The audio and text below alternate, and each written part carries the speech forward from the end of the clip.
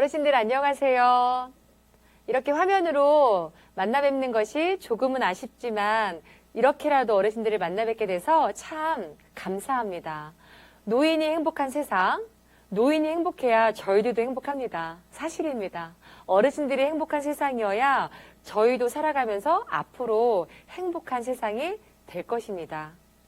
어른들과 오늘은 노인 학대에 대한 이야기를 해보려고 합니다. 노인 학대, 내 주변에서 혹은 어르신들이 직접 경험을 해보셨을 수도 있고요.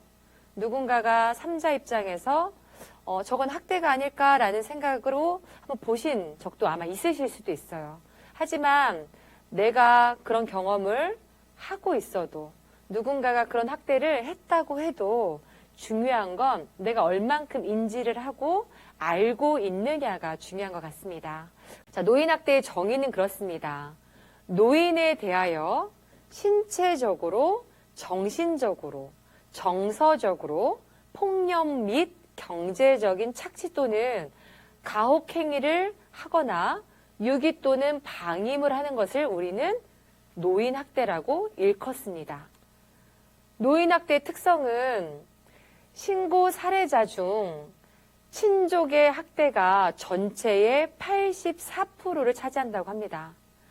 이렇게 친족의 학대가 84%를 차지하는데 그것은 가장 먼저 자녀가 1순위고요. 그리고 자녀의 배우자, 그리고 배우자, 기타 친족이 있습니다. 사례를 한번 들어볼까요? 노인학대 같은 경우의 특성은 반복성, 한 번이 아니라는 거죠. 이런 어떤 학대들은 한 번 당하게 되면 폭력적으로라도 혹은 정서적으로라도 반복적으로 이런 일들이 행해진다는 겁니다. 두 번째는 복합성인데요. 가족 내에서 복합적이고 상호적인 것이 원인에 존재한다는 겁니다. 자, 은폐성은 내 가족이, 내 자녀가 나에게 학대를 했습니다. 하지만 내 가족이기 때문에, 내 핏줄이기 때문에 누구한테 알리지 못하고 은폐를 한다는 사실입니다. 오랜 기간 동안 노인에게 학대는 지속되어 왔습니다. 이런 노인학대의 특성들 중에 아마 공감하시는 어르신들도 계실 거고요. 아, 이런 게 있었구나라고 생각하시는 분들도 계실 겁니다. 그렇다고 하면 노인학대의 유형들은 몇 가지가 있는지 한번 알아볼 텐데요. 오늘은 총 6가지를 함께 어르신들과 이야기해 보려고 합니다. 신체적인 학대, 정서적인 학대, 경제적 학대, 유기, 방임, 성적 학대에 대해서 간략하게 한번 이야기해 보려고 하는데요. 신체적인 학대는 말 그대로 물리적인 힘 또는 도구를 이용하여 노인에게 신체적 혹은 정신적인 손상을 준다는 겁니다. 이 부분 때문에 어떤 정신적인, 어떤 신체적인 손상으로 인한 고통과 장애를 유발시킨다는 것이 가장 큰 단점이고요. 구타나 그리고 말을 함부로 하는 억양들, 위협의 또 어떤 협박 이런 부분들도 다 신체적 학대에 들어가는데요. 좀 안타깝지만 발을 차서 혹은 넘어뜨리게 한다거나 강제적으로 이동을 시켜서 몸에 상해를 준다거나 또 생존의 유지를 위해서 식사나 혹은 약물 등을 단절하게 하는 것들. 내가 꼭 약을 먹어야 되고 밥을 먹고 나면 약 복용을 해야 되는데 그런 것들을 못하게 하는 거예요. 그랬을 때 정신적인 부분도 오지만 가장 먼저 신체적인 부분으로 피해를 받는다는 거죠. 이런 부분들이 내 주변에서 있을 수 있는 신체적인 학대의 하나입니다. 두 번째는 정서적인 학대인데요. 정서적인 학대 중에 이런 사례들을 많이 어르신들께서 말씀을 하세요. 자녀들을 다 출가시키고 오랜만에 집에 자녀들이 와서 이제 가족 모임을 하는 거예요. 그런데 자녀 중에 한 분이 아이를 키우고 있어요. 초등학교, 중학교. 어머니께서 자녀들이 온다고 하니까 특별히 자녀들이 좋아할 만한, 손주들이 좋아할 만한 음식을 어렵게 장만을 했습니다. 준비해서 같이 먹을 수 있다라는 기쁨에 상다리가 휘어지도록 차렸는데 이때 한마디를 합니다. 누가? 자녀가요. 내 딸이, 내 아들이. 엄마, 왜 이렇게 음식이 짜? 엄마, 음식이 너무 달아. 엄마는 매번 그렇게 음식 좀 짜게 하지 말라니까. 우리 애들이 못 먹잖아. 우리 아이들 짠 거 싫어한단 말이야. 어떠세요? 이런 경험 혹시라도 있으신가요? 이렇게 비난하고 모욕하는 것들, 이 모든 것들을 통틀어 우리는 정서적 학대라고 합니다. 실제로 이런 상황에 취하게 되면 어르신들은 앞에서 말은 못하지만 굉장히 많은 스트레스와 고통을 받는다고 이야기를 합니다. 반말을 한다거나 동료들끼리, 혹은 누군가가 상대가 이야기를 하는데 눈을 마주치지 않는 행동을 한다거나, 누군가는 어떤 욱하는 마음에 욕설을 퍼붓는 사람들도 있다고 합니다. 이런 부분들 때문에 신체적인 부분보다 더 오랜 시간 회복되지 않는 것이 정신적인 부분이라고 합니다. 이 정신적인 부분을 훼손하지 않을 수 있도록 정서적인 확대는 정말 주변에서도 내 가족들도 조심해야 되는 상황인 것 같습니다. 자, 세 번째는 성적 학대입니다. 성적 수치심은 어떤 큰 부분을 발행해서 혹은 문제를 일으켜서 만들어지는 것이 아닙니다.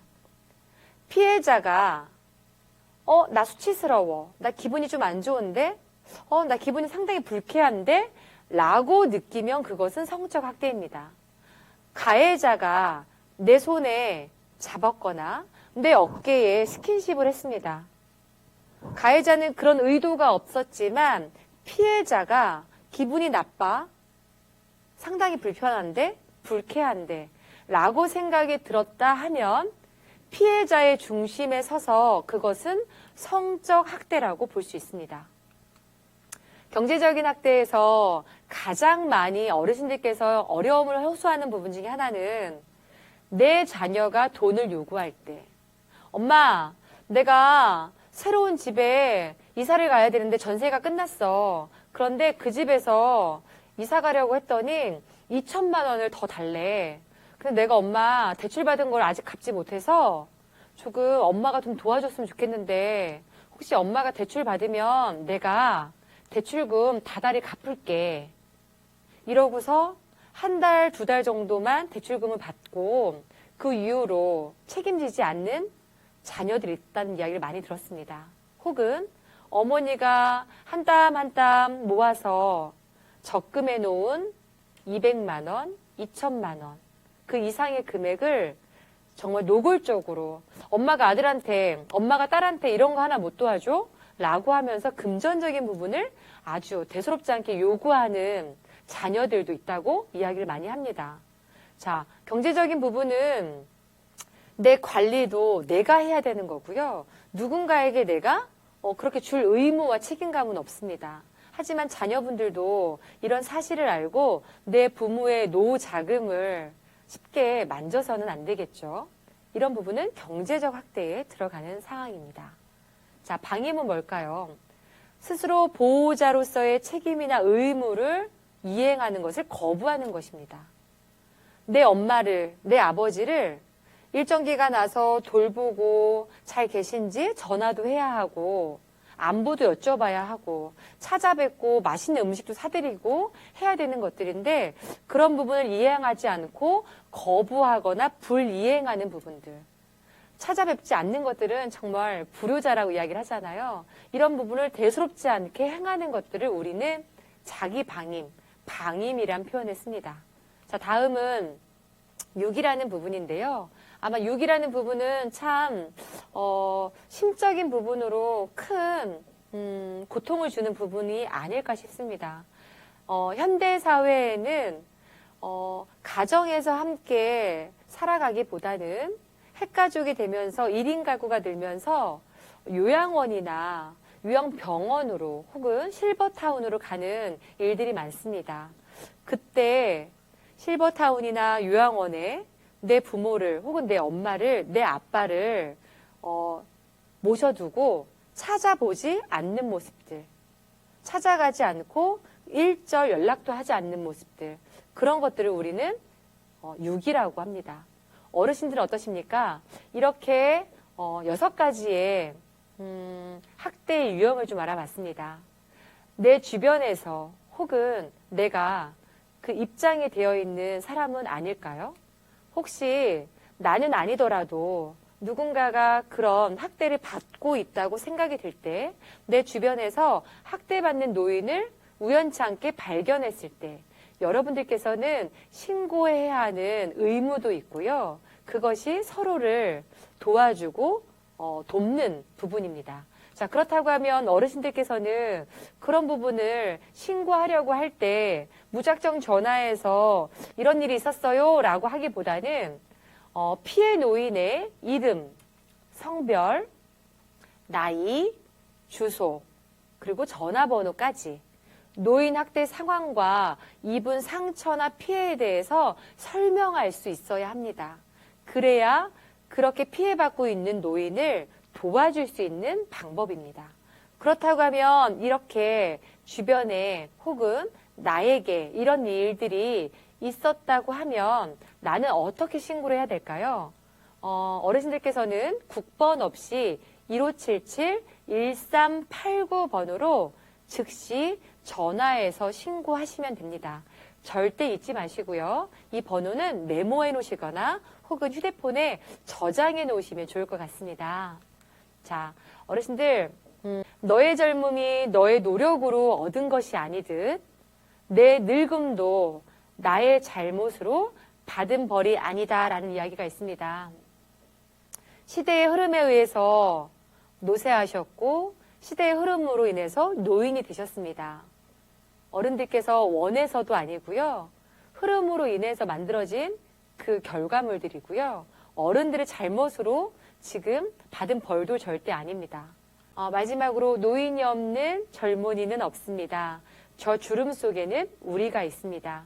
어르신들도 노인인 것처럼 저희도 노인이 되어 갈 텐데요. 어른들의 주름 속에 힘든 주름이 아니라 행복하고 밝은 그리고 기분 좋은 주름으로 앞으로의 시간을 이어가셨으면 좋겠습니다. 저는 여기에서 인사드리겠습니다. 감사합니다.